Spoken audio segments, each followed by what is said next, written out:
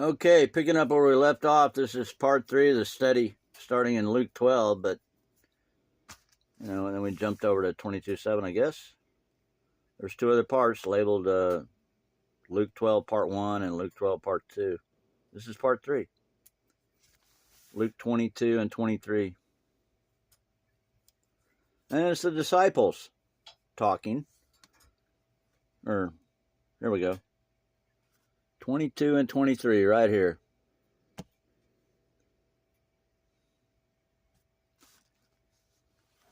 Ooh, but look at 21. But behold, the hand of him that betrayeth me is with me on the table. So they're at what they call the Last Supper, right? And truly, the last Passover that he would eat before heaven, right? And truly the Son of Man goeth as it was determined, but woe unto that man by whom he is betrayed. And they begin to inquire among themselves, which of them it was that should do this thing. So they wondered who was the traitor. And then 24, verse 24, and there was also a strife among them, which of them should be accounted the greatest. Okay, Muhammad Ali. Okay, if you're not familiar with that, Muhammad Ali was the heavyweight fighter back in the 60s who became a Muslim and opted out of being drafted to go to the Vietnam Police Action, which is what its official name was. It was never declared war. A conscientious objector to go into fight and possibly die in a war that he didn't see he probably called it the white man's war and all kind of stuff. And he had a good reason to object to wanting to fight in it. And so he got stripped of his heavyweight title and blah, blah, blah. But to the question of the greatest, he used to say, I am the greatest. And Howard Cosell, the famous commentator, would, well, Muhammad Ali, he talked like that, long Eastern accent, nose and everything. Howard Cosell. But anyway, well, anyway, I was always like, maybe Muhammad Ali should have said, well, he used to be Cassius Clay, but he changed his name, right? Maybe he should have said, I am that I am, the great I am is the greatest, and I'm the best heavyweight fighter on the planet, at least as far as being registered and being in these bouts. Because somebody once said, and they told me, the thing about saying you're the great, there's always some old boy out in the woods that no one's ever heard of. Meanwhile, he's picking, long block engines up out of the, out from under the hood of a truck without any help from any machine, and carrying it, into the barn. And one punch from that dude knocks the barn poles down. And, he's just not stepping into the ring, So, but whatever. But then, okay, later on, and he took quite a beating. Okay, I'm kind of getting off point, but we'll get right back to it. I'll get back to Bible study. He took a beating to the point that he had, kind of trouble talking. He had that nerve twitch thing. And I always wonder, it's like, wow, man, maybe you shouldn't have said, I am the greatest without qualifying it. And the I am I'm speaking of is the great God Almighty. So anyway. And he said, hindsight's 2020. Verse 22 of Luke, chapter 22, verse 25. So after their, which of them should be accounted the greatest? Well, there's a note, Mark 9:34, but I think we know what they're saying. Okay, we'll go to Mark 9:34. Okay, well, here we go. 9. No, the page is turning by itself. Okay. I'm going to go read, 9 and 34? Is that it? No. 9 and 24? Yeah, but it's, but this is so good.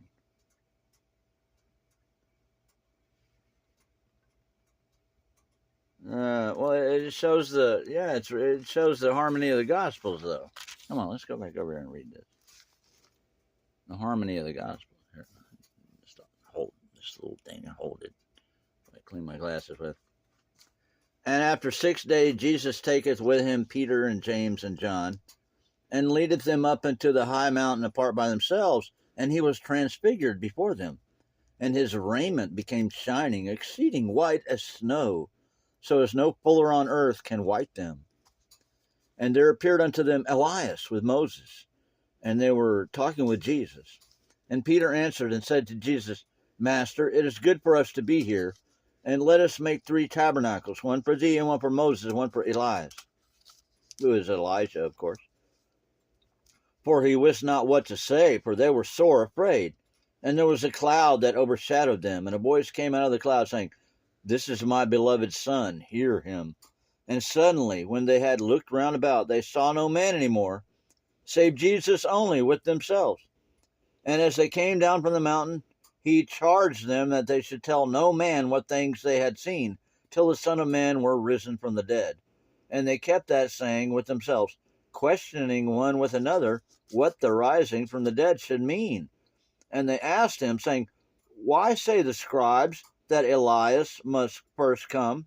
And that's, see, it's a prophecy fulfilled right here.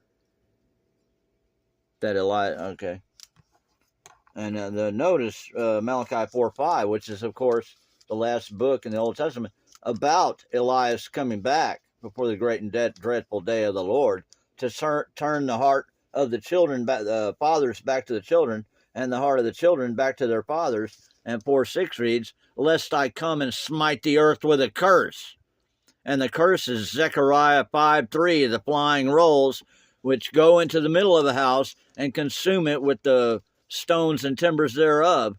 And it's like a flying carpet thing, about 15 by 30 feet. So it's like a dark cloud being cast over you, you might say, in a way. We'll call it a flying roll or scroll.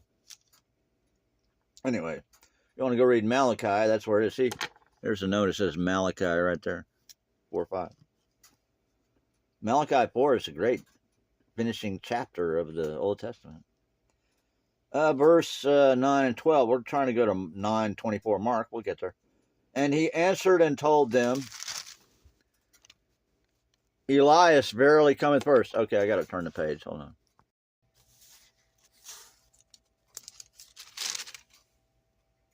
And he answered and told them, Elias verily cometh first, and restoreth all things. Just like I just mentioned about, okay. And how it is written of the Son of Man that he must suffer many things, and be set at naught. But I say unto you, that Elias is indeed come, and they have done with him whatsoever they listed, as it is written of him.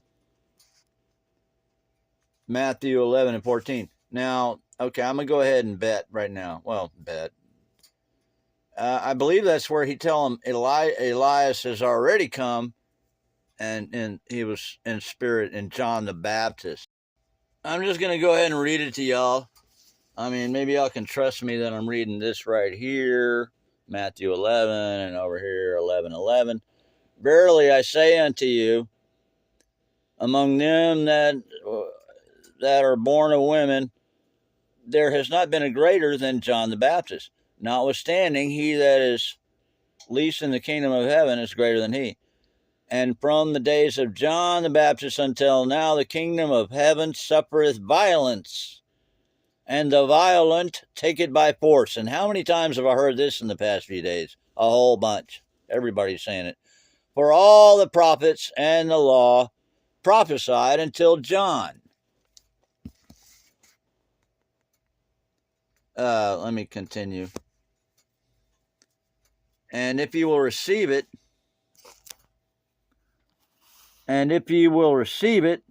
this is Elias, which was for to come. John the Baptist. He that hath ears to hear, let him hear. And we're over here on Mark 9:14.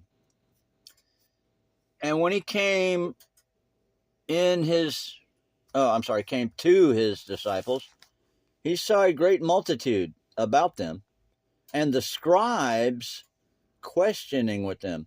And straightway all the people, when they beheld him, were greatly amazed, and running to him, saluted him. And he asked the scribes, What question ye with them? And one of the multitude answered and said, Master, I have brought unto thee my son, which hath a dumb spirit. And wheresoever he taketh him, he teareth him, or dasheth him, and he foameth, and gnasheth with his teeth, and pineth away. And I spake to thy disciples that they should cast him out, and they could not. He answereth him and saith, O faithless generation, how long shall I be with you? How long shall I suffer you? Bring him unto me. And they brought him unto him. And when he saw him, straightway the spirit tear him, and he fell on the ground and wallowed, foaming. And he asked his father, How long is it ago since this came unto him? And he said, Of a child, since he was a child. And ofttimes it hath cast him into the fire and into the waters to destroy him. But if thou canst do anything, have compassion on us and help us. Jesus said unto him, If thou canst believe, all things are possible to him that believeth. And straightway the father of the child cried out and said with tears, Lord, I believe, help thou mine unbelief. Let me move this over. When Jesus saw that the people came running together, he rebuked the foul spirit, saying unto him, Thou dumb and deaf spirit, I charge thee, come out of him, and enter no more into him. And the spirit cried, and rent him sore, and came out of him. And he was as one dead, insomuch that many said, He is dead, he must have fallen down. But Jesus took him by the hand, and lifted him up, and he arose. And when he was come into the house, his disciples asked him privately, Why could not we cast him out? And he said unto them, This kind can come forth by nothing but by prayer and fasting. And they departed thence, and passed through Galilee, and he would not that any man should know it. For he taught his disciples, and said unto them, The Son of Man is delivered into the hands of men, and they shall kill him. And after that he is killed, he shall rise the third day. But they understood not that saying, and were afraid to ask him. And he came to Capernaum, and being in the house, he asked them, What was it that ye disputed among yourselves by the way? But they held their peace, for by the way they had disputed among themselves who should be the greatest.